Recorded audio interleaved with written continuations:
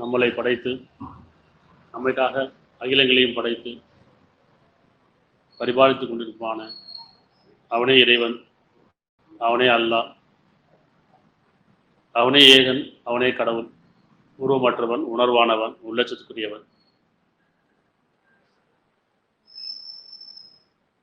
எல்லாத்துக்கும் கடவுள் நம்பிக்கை இருக்குது, கடவுளை பற்றியான ஞானம் இல்லை, எல்லாத்துக்கும் பிரார்த்தனை இருக்குது, அது கடவுள்கிட்ட தான் தெரியும். இப்போ இறைவனை உணராத பிரார்த்தனை ஆகுமா? இறைவனை உணராம அது பிரார்த்தனை ஆகாது. ஆனால் பிரார்த்தனை பண்ணிட்டு இருக்கிறோம். நிறைய கோயிலுக்கு போகிறோம், மசூதிக்கு போகிறோம், சர்ச்சுக்கு போகிறோம், இன்னும் வழிபாடு தலங்களுக்கு போகிறோம், புண்ணிய ஸ்தலங்களுக்கு போகிறோம், எல்லா இடமும் போய் பிரார்த்தனை பண்ணுறோம். ஒரு பிரார்த்தனை என்ன? யார்கிட்ட பிரார்த்தனை பண்ணுறோம்? உண்மையான இறைவனை அறியாமல் நம்முடைய பிரார்த்தனை பயன் தருமா? அது பிரார்த்தனை ஆகுமா? 5 வேளை தொழுவு போகிறேன், நான் பிரார்த்தனை பண்ணுறோம். டெய்லி கோயிலுக்கு போகிறோம், பிரார்த்தனை பண்ணுறோம் இல்லையா? சர்ச்சுக்கு போனாலும், வழிபாடு தலங்களுக்கு போனாலும், புண்ணிய ஸ்தலங்களுக்கு போனாலும், எங்கள் எல்லாம் எதுக்கு போகிறோம் அப்படின்னா பிரார்த்தனைக்காக தான் போகிறோம். நீண்ட பயணம் பண்ணுறோம், அங்கே நிறைய கியூவில் நின்று அதை கடவுளை பார்க்குறேன், பிரார்த்தனை பண்ணுறேன்னு பிரார்த்தனை பண்ணுறோம். ஆனால் உண்மையான கடவுளை அறியாமல் பிரார்த்தனை அது உண்மையான பிரார்த்தனை ஆகாது. ஏன்னா நம்ம பெரும்பாலும் பிரார்த்தனை பயனளிக்கிறதே இல்லை. அப்படி ஒரு சடங்காகவே இருக்குது, பிரார்த்தனை சடங்காகவே இருக்குது. அப்படி தானே? நம்ம செய்கிற துவா ஆகட்டும், பிரார்த்தனை ஆகட்டும், நம்ம அதுமாதிரி நம்பி கிடையாது. துன்பம் வரும்போது, கஷ்டம் வரும்போதெல்லாம் நினைச்சிடும் பிரார்த்தனைன்ற பேரில் ஒரு முறையிடுறோம், அவ்வளோதான், இறைவன் முறையிடுறோம். ஆனால் இறைவன் மன்னிப்பவன். கோயிலுக்கு போகிறோம், கண்ண மூடி தான் பிரார்த்தனை பண்ணுறோம். இங்கேருந்து புண்ணியஸ்தலத்துக்கோ கோயிலுக்கோ போனால் ரொம்ப தூரம் பிரயாணம் பண்ணி போகிறோம், அங்கே போய் லைனில் நின்று கியூவில் நின்று அவங்க கடவுளை போய் பிராண்டானோம், அங்கே போய் கண்ணை மூடி பிரார்த்தனை பண்ணுறோமா இல்லையா? மசூதிலையும் அப்படி தான், 5 வேளை தொழுதாலும் பிரார்த்தனை பண்ணும்போது கண்ணை முடிக்கிறோம். சர்ச்சிலையும் அப்படி தான்.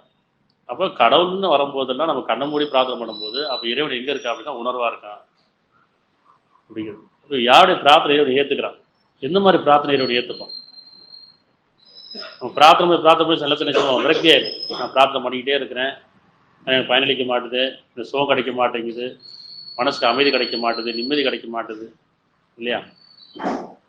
அப்போ அந்த பிரார்த்தனை உண்மையாக இருக்கா, இல்லை என்னுடைய அறிவுக்கு திருப்திக்காக நான் பிரார்த்தனை பண்ணிக்கிறேன்னா? அப்போ இறைவன் யார், யாருடைய பிரார்த்தனை இறைவன் ஏற்றுப்பான், உண்மையான பிரார்த்தனை என்ன, எது பிரார்த்தனை அப்படிங்கிறத உணர்றதுக்காக தான் இந்த வேதம் படிக்கும். 13-14 அத்தியாயம் 13 வசனம் 14.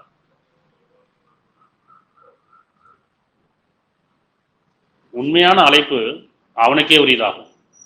உண்மையான அழைப்புன்னு சொல்ல, உண்மையான வரும்போது உணர்வான உள்ளச்சத்துக்குரிய பிரார்த்தனை. இப்போ உண்மையான அழைப்பு அவனுக்கே உரியது. யாருக்குரியது? இறைவனுக்குரியது, கடவுளுக்குரியது. கடவுள்னா யாருன்னு நமக்கு தெரியாது, யாருன்றதை விட என்னன்றதை புரிஞ்சுக்கணும். கடவுள்னா என்ன, யாருன்னும் போது அல்லாஹ் தான் கடவுள், என்ன சாமி தான் கடவுள், இயேசு தான் கடவுள் இல்லையா, பிள்ளையார் கடவுள், கடவுள், இப்படி நம்ம நினைச்சிடும். ஒரு உருவம் கொடுத்து பேர் வச்சு இதான் கடவுள்னு நினைக்கிறோம். அப்போ உண்மையான கடவுள் அப்படின்னா கடவுள்னா யார் அப்படிங்கிறது, கடவுள்னா என்ன அப்படிங்கிறது உணரும். கடவுள்னா என்ன அப்படின்னா படைத்தவன், நமக்காக அந்த அகிலங்களையும் படைத்தவன், நம்மளை வாழ வைத்துக் கொண்டிருப்பவன், உணர்வானவன், உள்ளச்சத்துக்குரியவன்.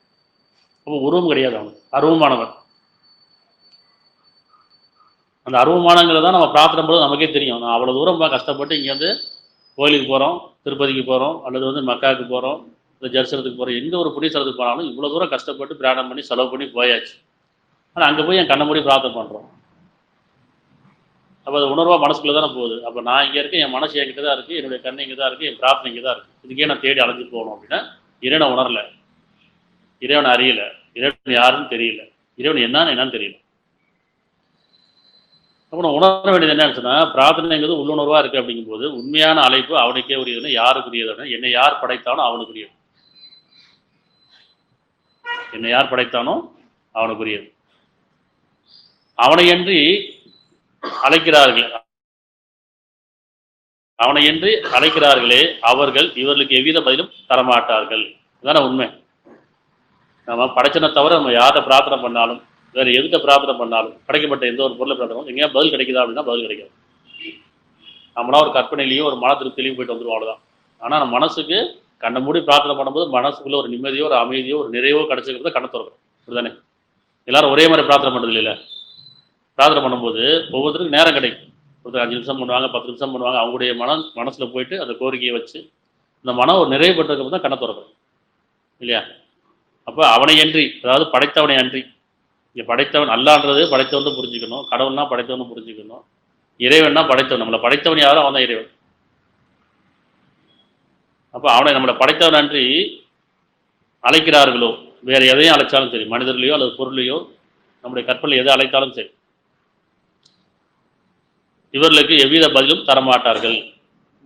தண்ணீர் தன் வாயை வந்து அடைந்துவிட வேண்டும் என்று தன் இரு கைகளை விரித்து ஏந்தி கொண்டிருப்போன்னு போல் இருக்கிறது.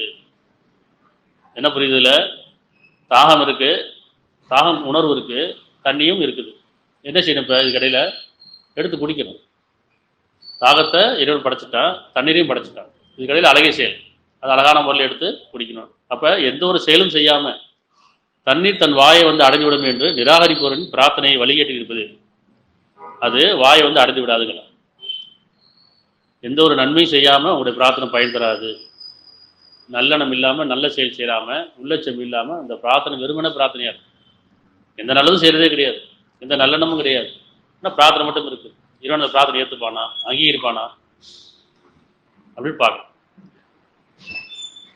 அது தண்ணீர் தன் வாயை அடைந்து விட வேண்டும் என்று தன் இரு கைகளை விரித்து ஏந்தி கொண்டிருப்பவனை போல் இருக்கிறது. உதாரணம் சொல்றாரு, அது வாயை அடைந்து விடாது, இன்னும் நிராகரிப்பவரின் பிரார்த்தனை வழிகேட்டு இருப்பதே தவிர வேறில்லை. இது என்ன உதாரணம் அப்படின்னு சொன்னா, உங்களுடைய உணர்வு என்ன இருக்குதோ, தேவை என்ன இருக்கோ அதுக்கான செயலும் செய்யணுங்கிற செயலுக்கான கூலி தானே இருக்கு. அப்போ எந்த ஒரு நன்மையும் செய்யாம, எந்த ஒரு நல்லெண்ணமும் இல்லாம, வெறும் பிரார்த்தனைன்ற பேரில் நான் பிரார்த்தனை மட்டும் பண்ணிட்டு இருக்கேன் சுயநலமா. இறைவன்கிட்ட கேட்கிறேன், இறைவன் என்ன சொன்னா அதை செய்யறதில்லை. யாருடைய பிரார்த்தனை இறைவனை ஏற்றுக்கிறா அப்படின்னா அழகிய செயலுடையவர்கள், அழகிய எண்ணம் உடையவர்கள், இல்லையா? அப்போ இறைவனை நம்ம உண்மையான இறைவனை உணராம நம்ம பிரார்த்தனை பண்றதுல எந்த ஒரு பிரயோஜனம் கிடையாது. அது வெறுமன சடங்கு.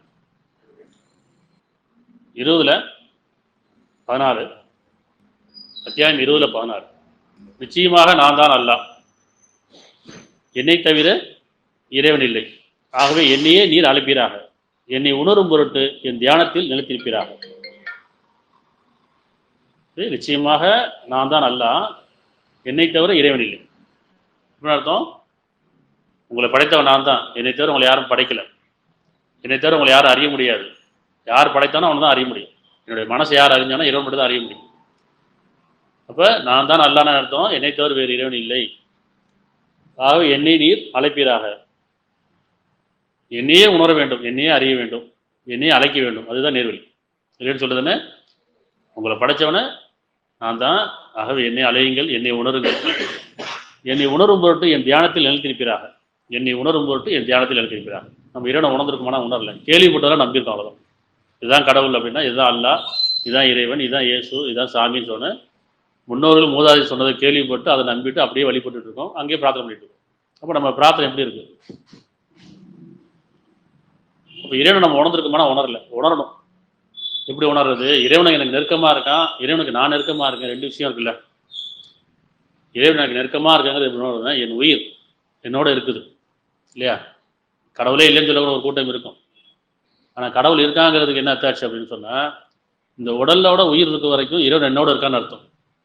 இந்த உடலை விட்டு உயிர் போயிடுச்சுன்னு சொன்னா இறைவனோட நான் இருக்கேன்னு அர்த்தம். அப்படி இந்த உடலோட உயிர் இருக்குதுன்னு சொன்னா இறைவன் நம்மோடு இருக்கிறான், இது உணர்தல். உயிரை பார்த்ததில்லை, மனசை பார்த்ததில்லை, அந்த உணர்வு. அப்போ என்கிட்ட உயிர் இருக்குது அப்படின்னு சொன்னா இறைவன் என்னோட இருக்கான்னு அர்த்தம். இந்த உடலை விட்டு உயிர் போயிருச்சு அப்படின்னு சொன்னா நாம இறைவனோட இருக்குன்னு அர்த்தம். சொல்லுவாங்க இல்லையா, இறந்துட்டா இரடி சேர்ந்துட்டார், இறைவன்கிட்ட போய் சேர்ந்துட்டார் சொல்றாங்களா இல்லையா, அப்படின்னு அர்த்தம். அப்போ இறைவன் எப்படி உணர்றேன், என் உயிர் என்கிட்ட இருக்குது, இறைவன் என்னோட இருக்கிறான். அப்போ உயிர் நம்ம ஒன்று போயிடுச்சு அப்படின்னு சொன்னா நான் இறைவனோட இருக்கேன்னு அர்த்தம்.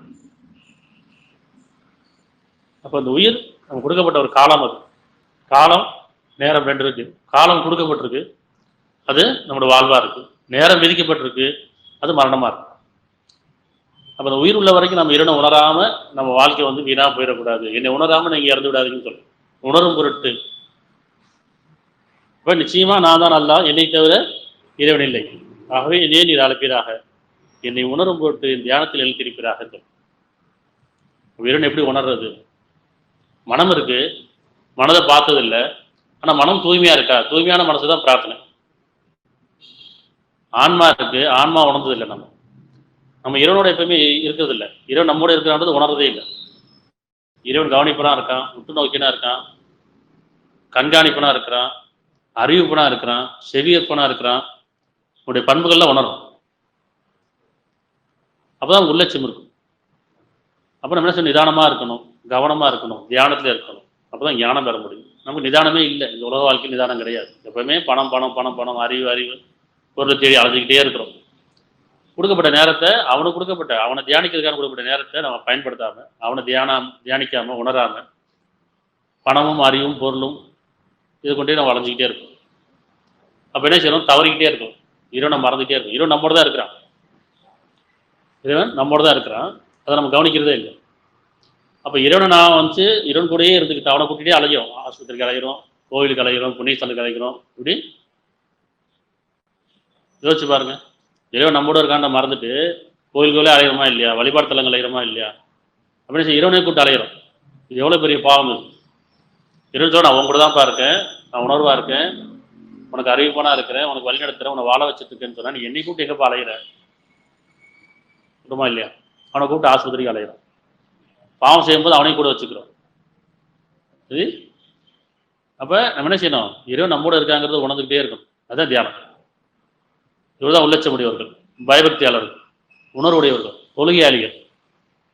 இப்படி இறைவனை உணராத வரைக்கும் அது தொழுகை கிடையாது, பிரார்த்தனை கிடையாது, அது வேண்டுதல் கிடையாது, வழிபாடு கிடையாது. அது வெறும் சடங்கு தான். 2:186, அத்தியாயம் 2:186.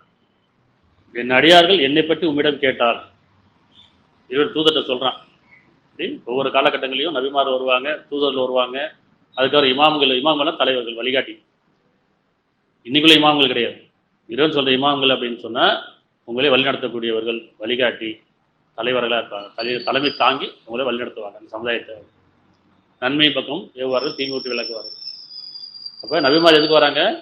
இறைவனை பற்றி அறிவிக்கிறதுக்காகவும் உபதேசம் பண்ணுறதுக்காகவும் எச்சரிக்கை செய்வாங்க. தூதர் எதுக்கு வராங்க? வேதத்தை உங்களுக்கு தெளிவுபடுத்துவதற்காகவும்.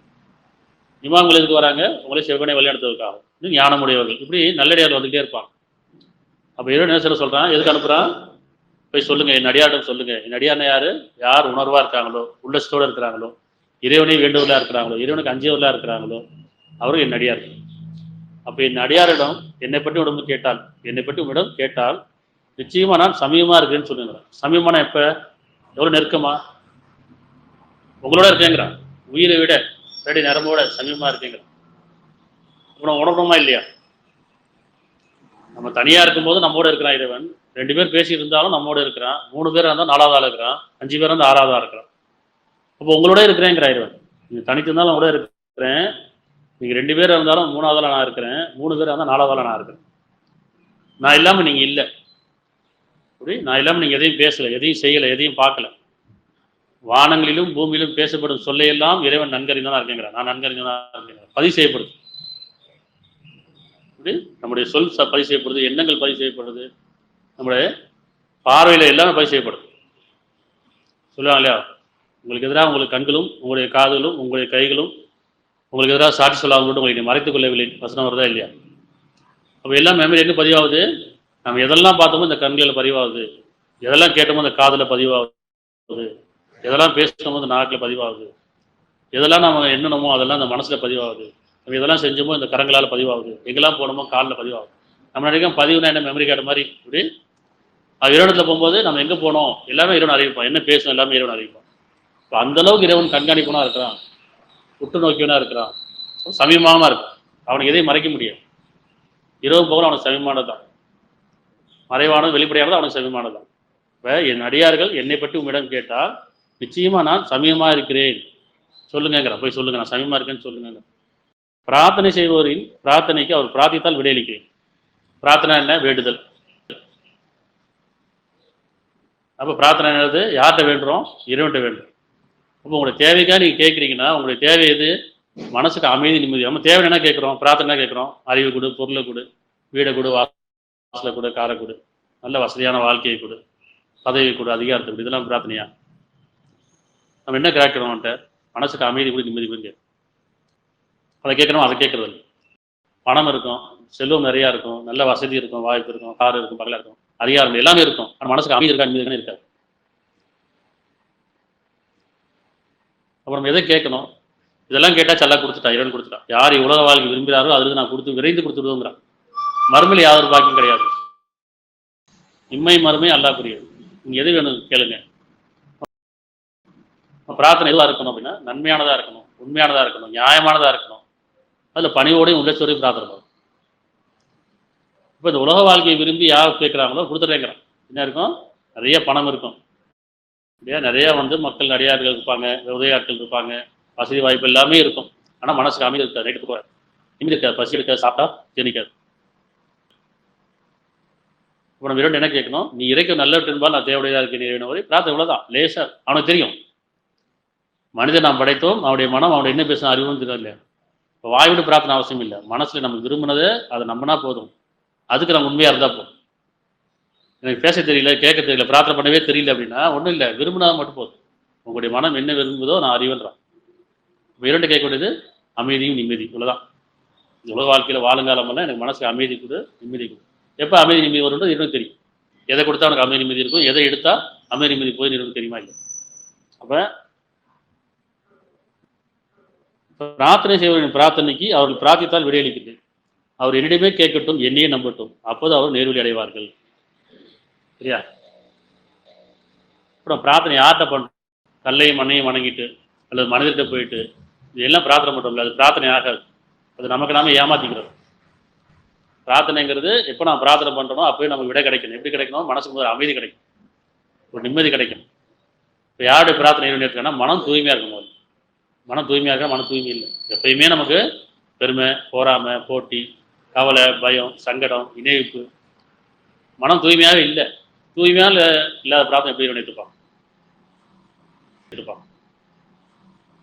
நம்ம ஒருத்தவங்க நன்மை செய்யணும் அப்படின்னு சொன்னால் நன்மை செய்யாட்டணும் அடுத்தவங்க நல்லா இருக்கணும் அப்படின்னு விரும்புவது இருக்கு. நான் நல்லா இருந்தால் மற்றவங்க நல்லா இருக்கும், எனக்கு வேணுமோ அது அவங்களுக்கு வேணும். அப்போ ஒருத்தவங்க நல்லா இருந்தால் என் மனசு அமைதியாகும். ஆனால் இப்போ யாராவது நல்லா இருந்தால் மனசு அமைதிக்கு போயிருக்கு. நம்ம எதுவுமே செய்யலை, ஆனால் நல்லா இருந்தால் பிடிக்க மாட்டேங்குது. அதே அவன் நம்ம ஒன்றுமே செய்யலை, அவன் கஷ்டப்பட்டா போய் சந்தோஷப்படும் இல்லையா. அப்போ பிறருடைய மனம் நோக்கும் போதெல்லாம் நம்ம மனம் நோக்குது, பிறருடைய மனம் சந்தோஷப்படாம மனசு சந்தோஷப்பட்டுச்சுன்னு சொன்னால் அது எப்படி இருக்கும்? அதுதான் உண்மையான மன தூய்மையாக இருக்குன்னு அர்த்தம். ஆனால் பிற மனம் நோக்கும் போதெல்லாம் மனம் சந்தோஷப்படுறோம். நெருக்கமானவர்கள், கூட பிறந்தவங்களாகட்டும், நெருக்கமானவங்களாகட்டும், நட்பாகட்டும், சக மனிதர்கள் வருத்தப்படும் போதெல்லாம் யார் மனம் வருத்தப்படுதோ அவர் மனம் தூய்மையாக இருக்கும். அவங்க வருத்தப்படுறதுலாம் சந்தோஷப்படுறதுல மனம் அசுத்தமாக இருக்கும். அவங்க சந்தோஷமாக இருக்கும், நம்ம மனம் சந்தோஷமாக இருந்தால் அது தூய்மையாக இருக்குன்னு அர்த்தம். அவங்க சந்தோஷமாக இல்லை, மனம் நம்ம வருத்தப்படுதுன்னு சொன்னால் அசுத்தமாக இருக்கும். வியாபாரமாகட்டும், தொழிலாகட்டும், அது நட்பாகட்டும், எதுவாக இருந்தாகட்டும் மனம் எப்பவுமே தூய்மையாக இருக்கணும். மனம் லேசாக இருக்கணும். மனசு லேசாகவே இல்லை, எப்பவுமே கனமாகவே இருக்கும். நான் மகிழ்ச்சியாக இருக்கிறோம், பெருமை கொள்கிறோம், டைம் பாஸ் பண்ணுறோம், இதெல்லாம் சைத்தான் அழகாக காட்டும். உண்மையாக நம்ம தனிமையாக இருக்கும், மனம் அமைதியாக இருக்கணும். தனிமையில் மனம் அமைதியாக இல்லை, மனம் உளைச்சல்லே இருக்கும், ஏதோ ஒரு கவலையிலே இருக்கும், பயத்திலே இருக்கும். இப்போ நம்ம பிரார்த்தனை பயன் தரலன்னு அர்த்தம் இல்லையா. 50:16 குர்ஆன் நினைவூட்டும் நல்ல உபதேசம், எச்சரிக்கையும் கூட. இல்லை படிப்பினம் இருக்குது, வழிகாட்டுதல் இருக்குது, இதனுடைய தேடுதல் இருக்குது, உணர்தல் இருக்குது இல்லையா.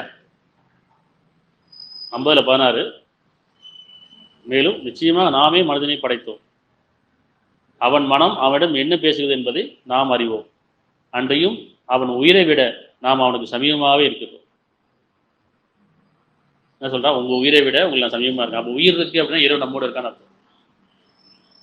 திருப்பி மறுபடியும் பதிவு செய்யறோம். உயிர் நம்மோட இருக்குதுன்னு சொன்னா இறைவனை யாரும் பார்க்கல, இறைவன் பார்த்தா தான் நம்புவேன் அப்படின்னு இருக்குன்னு வச்சுங்களேன்.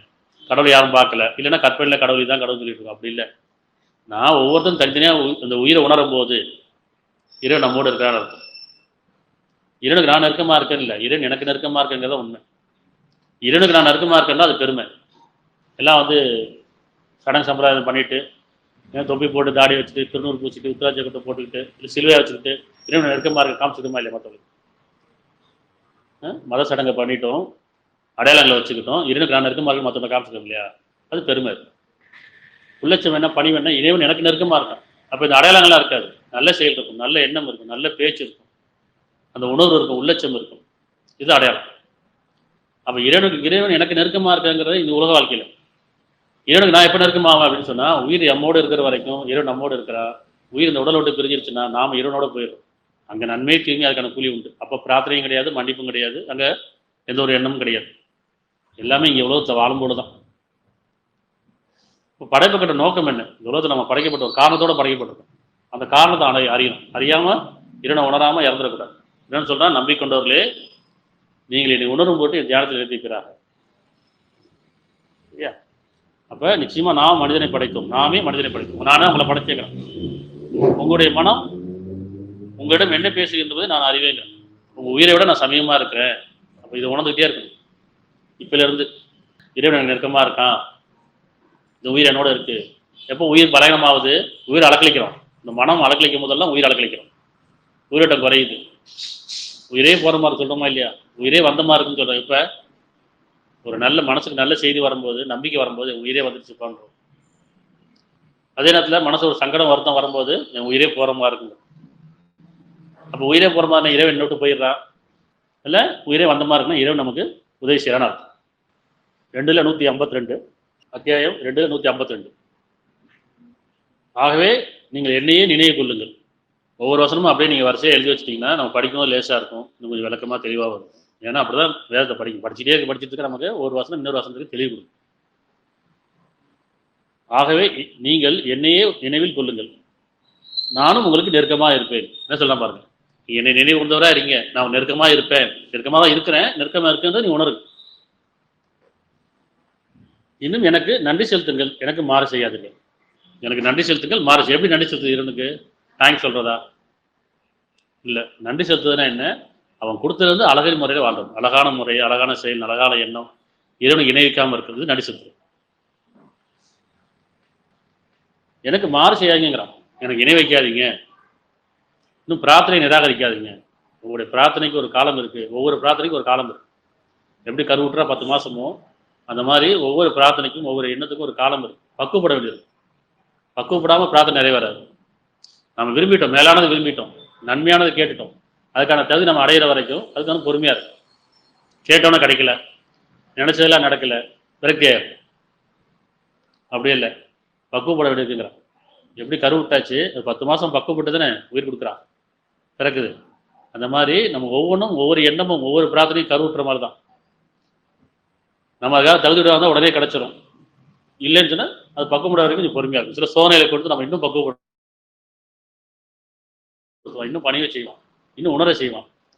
அப்போ எதை நம்ம அடைய போகிறோமோ அதுக்கான ஞானத்தை இவன்ட்டு கேட்கணும். பிரார்த்தனை கேட்டோம், அதுக்கான ஞானத்தை கொடுன்னு கேட்கணும். அது எப்படி நாம் பயன்படுத்தணும், இணை வச்சிடக்கூடாது, தவற விட்டுறக்கூடாது, அதுக்குன்னு பிறகு அநியாயம் செஞ்சிடக்கூடாது இல்லையா? அப்போ நீங்கள் என்னையே நினைவு கொள்ளுங்கள், நான் உங்களுக்கு நெருக்கமாக இருப்பேன், இன்னும் எனக்கு நன்றி செலுத்துங்க, எனக்கு மாறு செய்யாதீர்கள். 59:19 அத்தியாயம் 59:19. அன்றையும் அல்லாவை மறந்து விட்டவர் போன்று நீங்கள் ஆகிவிடாதீர்கள். என்ன சொல்கிறேன்? படைத்தவனை மறந்து விட்டவர். இங்கே அல்லான்னு வார்த்தை குர்ஆன்ல வருதுன்னா நம்ம அல்லானா வந்து ஒரு வகுப்பாருடைய கடவுள் நினச்சக்கூடாது. அல்லாங்கிறது படைத்தவன், படைப்பாளன், படைத்து கொண்டிருப்பவன், வாழ வைத்துக் கொண்டிருப்பவன், உணர்வானவன், உள்ளச்சத்துக்குரியவன், பிரார்த்தனைக்குரியவன். சரியா? அப்போ அல்லாவை மறந்து விட்டவர் போன்று நீங்கள் ஆகிவிடாதீர்கள், ஏனெனில் அவர்கள் தங்களையே மறக்கும்படி செய்துவிட்டார். அத்தையோர் தான் பெரும் பாவிலாவார்கள்.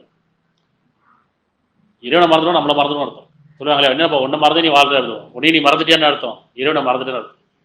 எப்போ இறைவனை நம்ம நினைவு கொண்டே இருக்கும்போது நம்மளை மறக்க மாட்டோம். நம்முடைய செயல், நம்முடைய பேச்சு, என்னை மறந்து நான் ஒரு செயல் செய்கிறேன், என்னை மறந்து ஒரு பேச்சு பேசுகிறேன் அப்படின்னா நான் இறைவனை மறந்துட்டு செய்கிறேன்னு அர்த்தம். இப்போ சைத்தான் அழகாக காட்டுறேன். சைத்தானோட வேலை என்ன? இறைவனை மறக்கடிக்கணும், அவ்வளோதான். இந்த உலக வாழ்க்கையை அலங்காரமாக காமிச்சு, ஆடம்பரமாக காமிச்சு, இதில் இறைவன் என்ன செய்யணும்? மறக்கடிச்சு வழிதவர செய்யணும். சைத்தானோட வேலையாக தான்.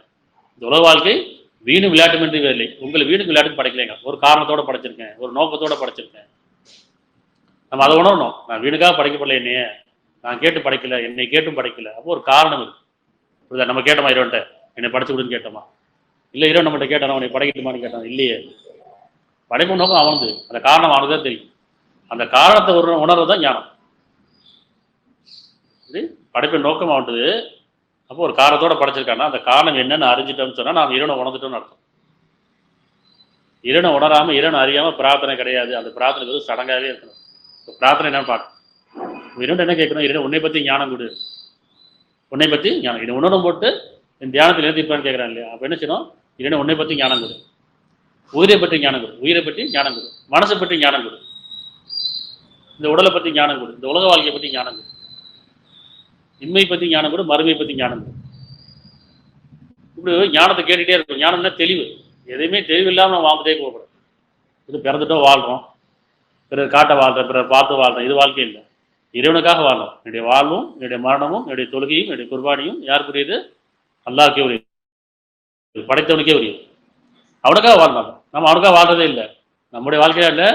மனைவிக்காக வாழ்றேன், பிள்ளைக்காக வாழ்றேன், பொருளுக்காக வாழ்றேன், அறிவுக்காக வாழ்றேன், அதிகாரத்துக்காக வாழ்றேன், ஒரு லட்சியத்துக்காக வாழ்றேன் அப்படின்னு நமக்கு நாமே ஒரு நிச்சயம், ஒரு அறிவு கொண்டு வாழ்ந்துட்டு. அதனால நம்முடைய வாழ்வின் நோக்கம் நம்ம உணரணும். அதான் தியானம். சரியா? 59:18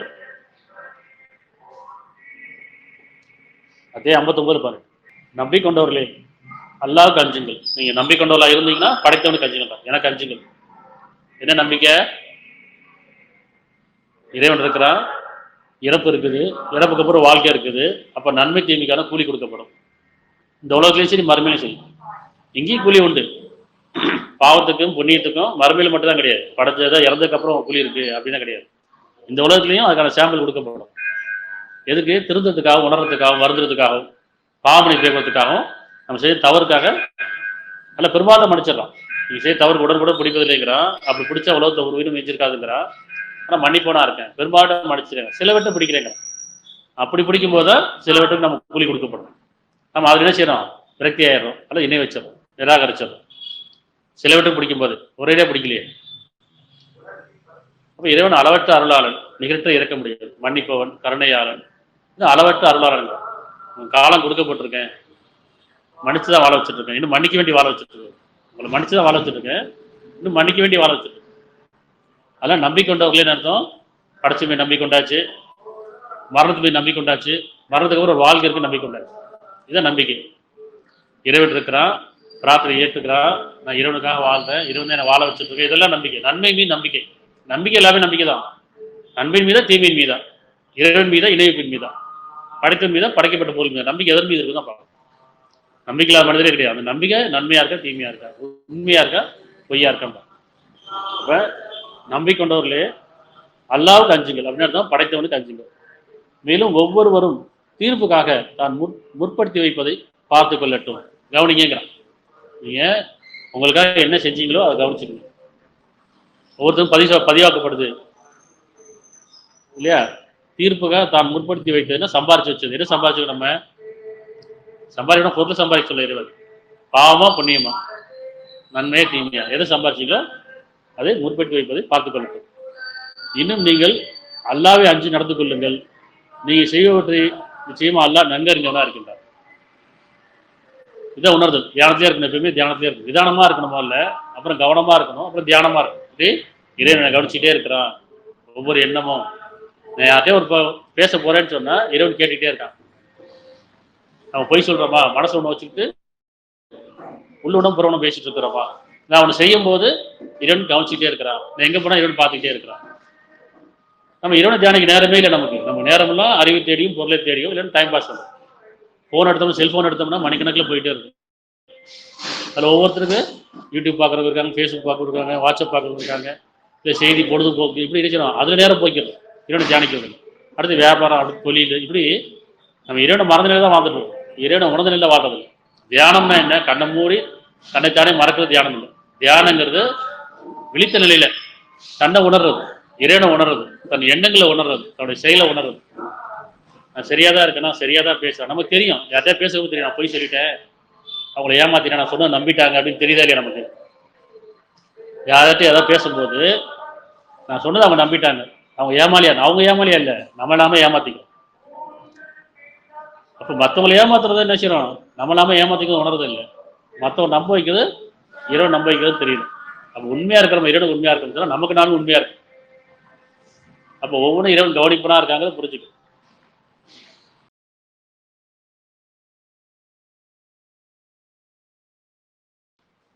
இன்னும் எவர்களுக்கு நாம் வேதத்தை அளித்தோமோ, வேதத்தை அளித்தோம், எல்லாருக்கும் வேதம் கொடுக்கப்பட்டிருக்கு, வேதத்தை ஞானம் அளித்தோமோன்னு அர்த்தம். பிரார்த்தனை பண்ணால் மனசு அமைதி கிடைக்கணும், நிம்மதி கிடைக்கணும். ஆனால் கிடைக்கல. நான் என்ன செய்றேன், இங்கே முதல்ல இங்கே ஒரு கோயிலுக்கு போகிறேன், அப்புறம் வேற ஒரு மசீதுக்கு போகிறேன், அப்புறம் ஒரு சர்ச்சுக்கு போகிறேன், எல்லா கடவுளும் ஒன்று தாங்கிறேன். இப்படி அப்புறம் தர்காவுக்கு போகிறோம், அதெல்லாம் தாண்டி போகிறோம், ஜோசியை காட்டி ஜாதகம் காட்டி போகிறோம். அப்படி இல்லைன்னு சொன்னால் மருத்துவமனை போய் படுத்துக்கிறோம். உங்களுடைய தேவை என்னமோ அதுதான் அவனுடைய பேராக இருக்கார். அல்லாஹ் என்ன எப்பொருளுமாக இல்லாதவன், படைத்தவன் அப்படின்னு அழைங்க. அல்ல அருளாளன், உங்களுக்கு என்ன தேவையோ அது அருள் அவன்கிட்ட இருக்குது. சுகம் வேணுமா, அமைதி வேணுமா, நிம்மதி வேணுமா, அது அவன் பண்புக்குரியது. இறைவன் இப்படி தான் உணரணும். உயிரை உணராமல் இறைவன் உணர முடியாது, மனசை உணராமல் இறைவன் உணர முடியாது. அப்போ நன்மைத்தை மாறியாமல் இறைவன் உணர முடியாது. அப்போ பிரார்த்தனையும் கிடையாது. அந்த பிரார்த்தனை வெறும் சடங்கு தான். வெறும் பிரார்த்தனைன்ற பேரில் சடங்கு பண்ணிட்டு இருக்க வேண்டாம். கவனமாக இருக்கும். இந்த உலக வாழ்க்கை வீணானது, வேடிக்கையானது, வெறும் அற்பமானது, சொற்பமானது. நான் இறைவனை உணரணும், இறைவனுக்காக வாழணும். என்னுடைய வாழும், என்னுடைய மரணமும், என்னுடைய தொழுகையும் குர்பானியும் இறைவனுக்காக இருக்கணும். மனம் நிறைவான ஒரு வாழ்க்கை. மனம் எப்பவுமே லேசாக இருக்கும். இறைவனை பற்றியான திருப்தி இருக்கும், இறைவன் நம்மளை பற்றியான திருப்தி இருக்கும். அந்த வாழ்க்கை தான் நிறைவான வாழ்க்கை. ஏதோ வாழ்ந்துட்டேன் இறந்துட்டாங்க அப்படின்னா அது வாழ்க்கை இல்லை.